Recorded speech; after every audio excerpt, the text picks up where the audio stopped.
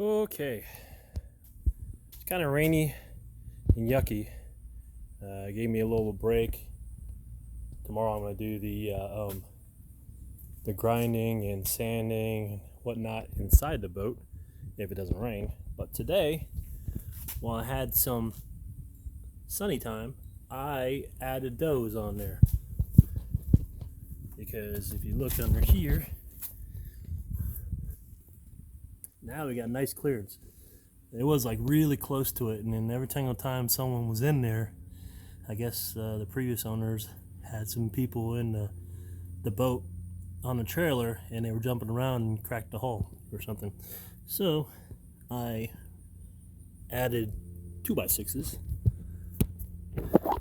on it, raised it up so it gives it good clearance. It gives me an easier accessibility to it when I need to fiberglass the hull. And